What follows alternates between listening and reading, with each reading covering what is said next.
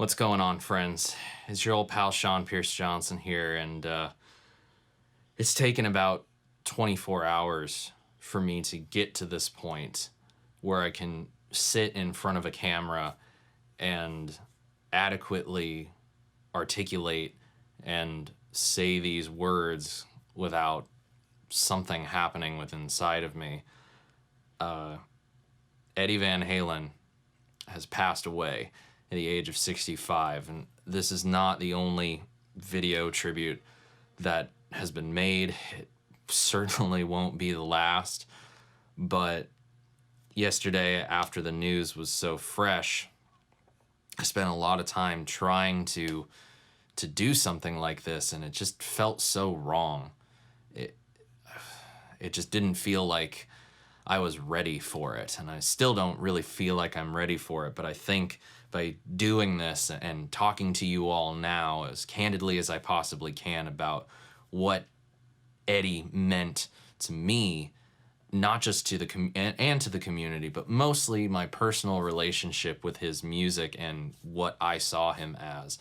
It'll help me give you guys a look at what my journey has been like, but will also hopefully pay adequate tribute to someone who, let's face it, there's a huge hole in the guitar world now, and it's likely never to be filled again, and it's one that maybe we don't want it to be filled again. Perhaps the void should be left open. So I guess I'll just try to get into it.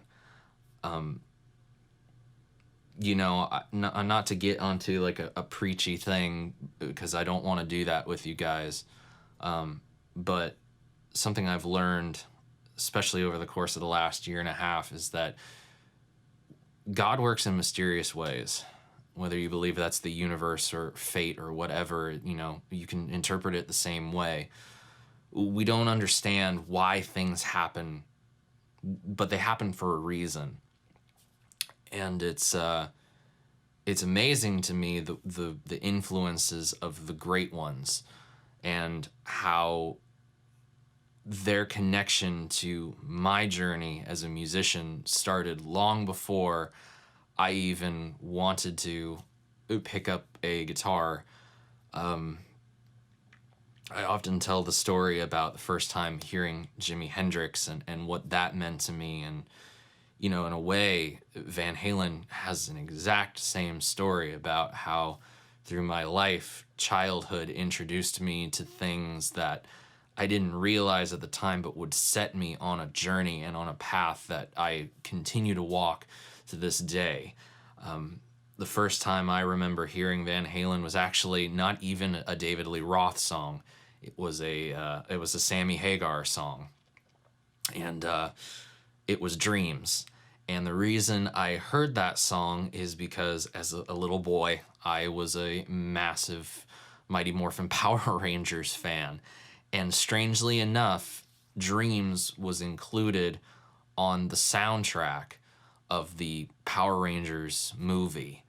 And I just remember hearing that song as a kid, and I loved the little intro bit with the synthesizers and thought that was cool. And then the guitar solo comes in and you have no idea what it is that you're hearing and how sounds can be created like that.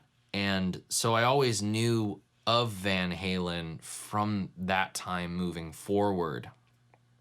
But of course, life happens and you follow different paths, you go different ways, and you pay attention to other things before you pay attention to the thing that, was there right in the moment. As a kid, I wasn't exactly listening to music like crazy.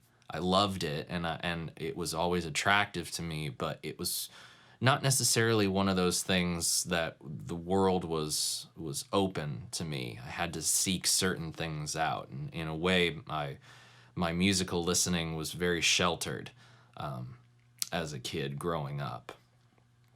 But I would say that really after the age of 14 was when things just really took a nosedive, and I started just absorbing any and all guitar playing nonsense and amazingness that I could, because it was just so, this instrument and I were starting to form this bond and this attachment that just was never going to break.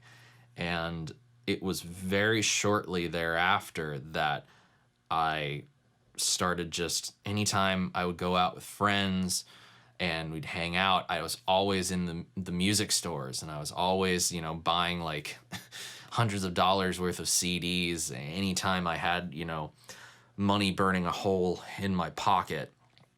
And one of those fateful days that I'm out there with friends, and you know, they're all like, oh, we want to go do this, we want to go do that. I'm walking into the Sam Goody at, Sam Goody at Universal City Walk, and finally picking up and rifling through the Van Halen stack.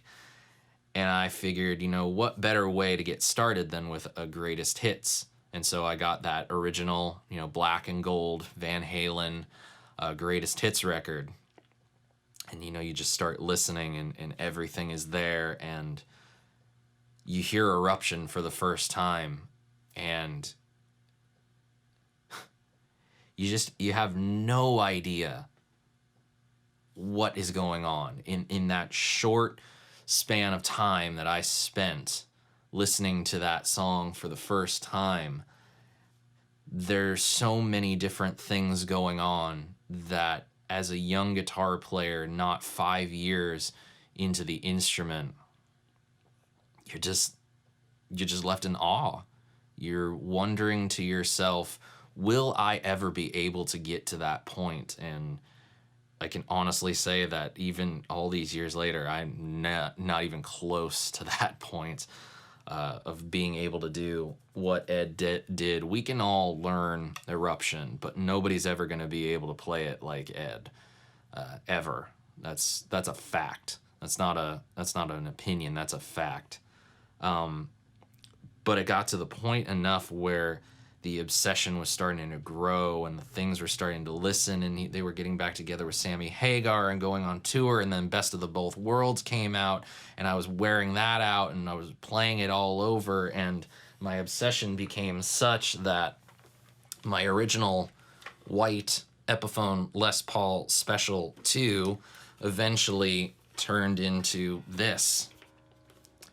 And I would sit repeatedly over and over again with red Sharpies, black Sharpies, and whiteout, and color this guitar to reflect what I was seeing on that stage, whether it was, you know, Frankenstein, whether it was the 5150 Kramer, or any of the Wolfgangs that he was playing and were finished like this. I was just doing everything I thought that I could possibly do to replicate that on my guitar, and this is, it's still here.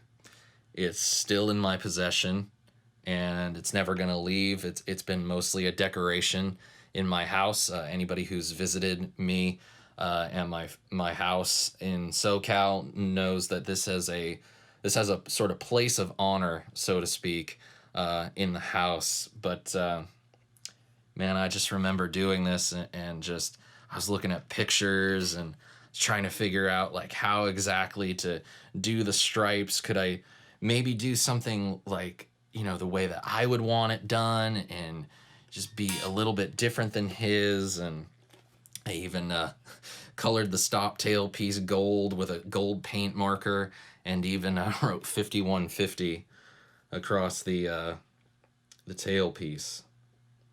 Funnily enough, that gold paint marker stays pretty well. But this is sort of a time capsule of those moments and those days of getting into it and discovering things. And it reminds me of those times. Just discovering Ed and getting into his playing and getting into his music. And then furthermore, as we fast forward, you know, my college years, 2007 rolls along, which this shirt is a shirt from the 2007 tour. And I wanted nothing more for my 20th birthday, because the concert was only days after my 20th birthday in LA. I wanted nothing more than to see that show. That was all I wanted. It was all I could ask for.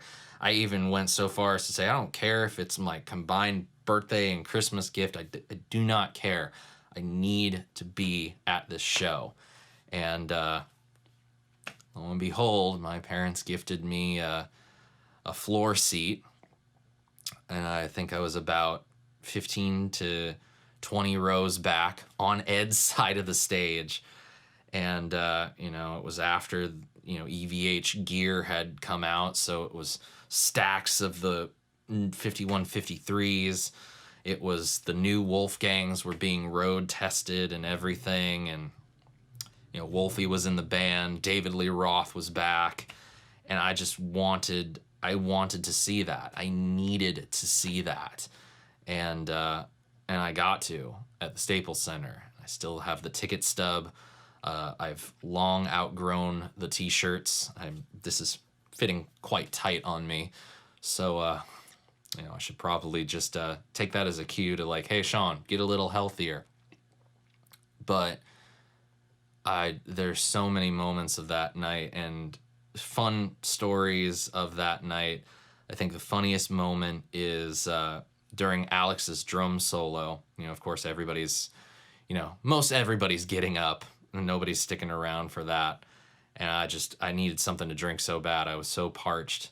And I walk up to the concession stands and we're watching the screens of Alex's drum solo, the people standing in line with me. And there's this guy in front of me that I recognize. And I can't help but think to myself, who the heck is this? And then it finally hits me. It's Brad Wilk from Rage Against the Machine is standing in line in front of me to get a drink during Alex's drum solo.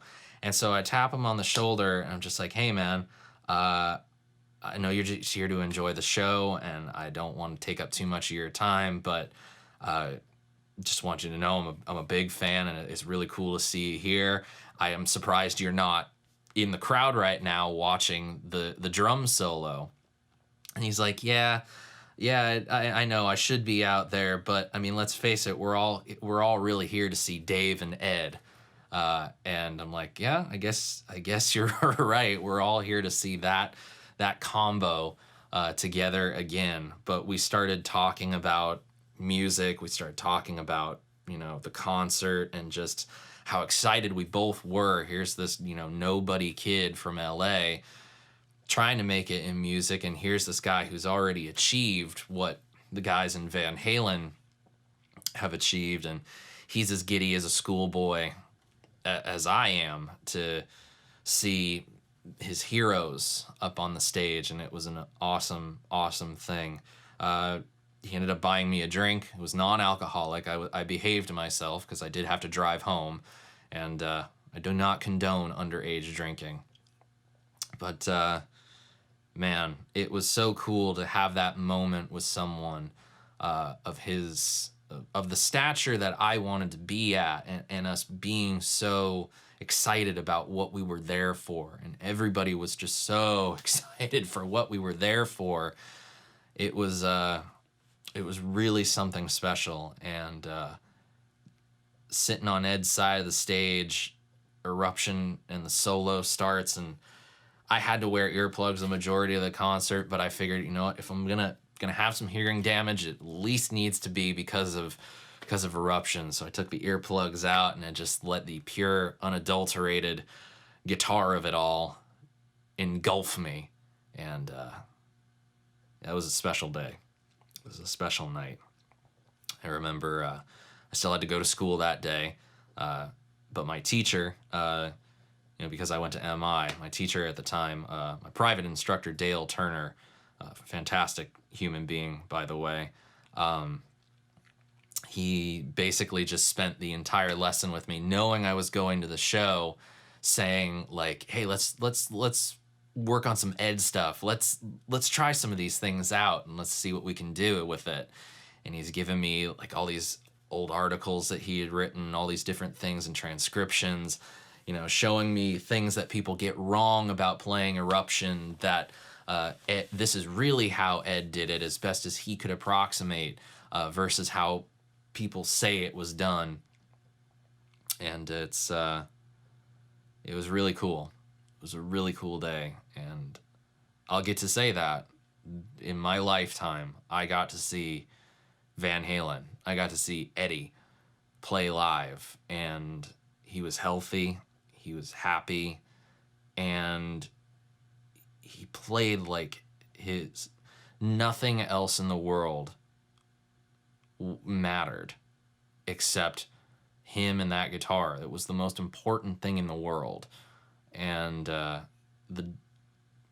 joy that you could feel from watching him do what he was doing, it was infectious, and we were all happy. And now that's all gone.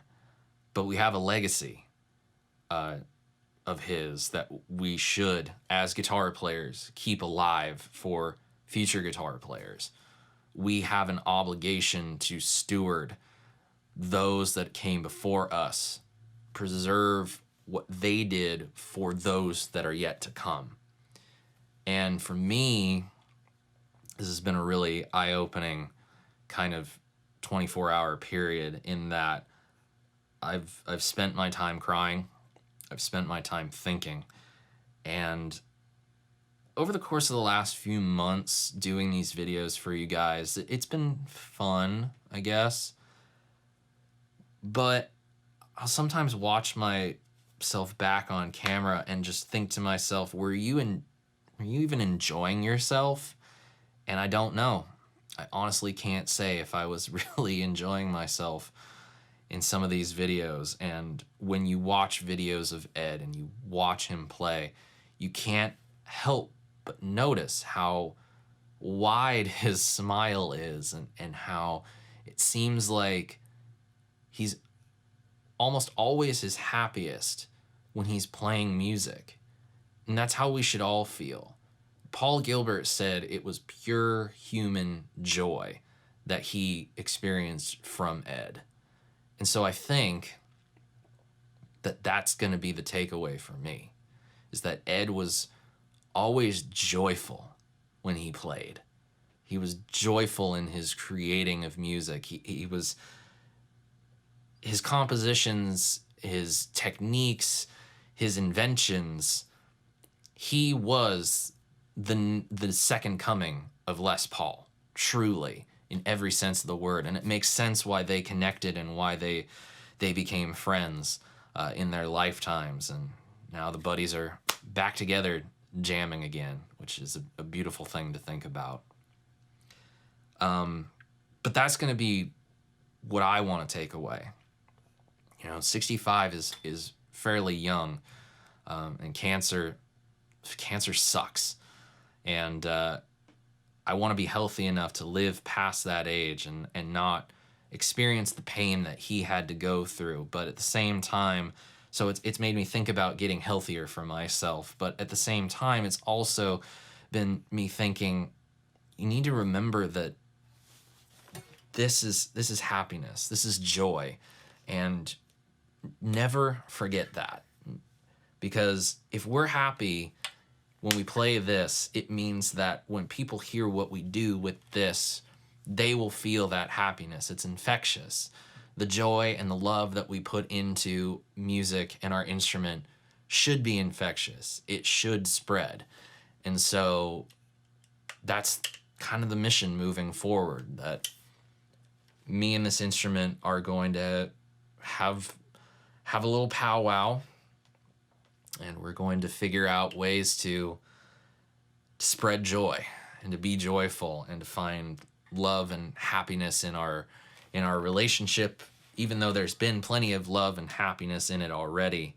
I guess you could say it's sort of time to find that spark again and that magic, whether that means learning Ed's techniques more deeply, whether that's learning his songs more deeply, or whether that's just remembering that we're very fortunate and lucky to have each other. And we're very fortunate as a community to be surrounded by giants, greats, people that truly pushed our instrument forward and made our world so much more colorful and so much brighter than before they entered it. Ed was one of those bright spots. He will always be one of those bright spots. The loss that we've experienced because of this is going to be felt in perpetuity, forever. It's never going to go away. But I hope that at the very least, we can all take something beautiful from his time here with us, and hopefully on the other side, we'll be seeing each other and we'll be able to talk shop and enjoy getting to spend time together. I've known several people over the years that have known Ed, known Wolf, and despite my hint dropping and my begging, I never did get the chance. And well, if there's any place that I'd like to meet Ed, it might as well be on the other side, where everybody's healthy, everybody's happy, and there's no pain. Ed, thank you so much. I love you. I love your music. Thank you for everything you did. You will not be forgotten, and you will be sorely missed. But I will see you again someday. And thank you so much. God bless you, Ed. We love you.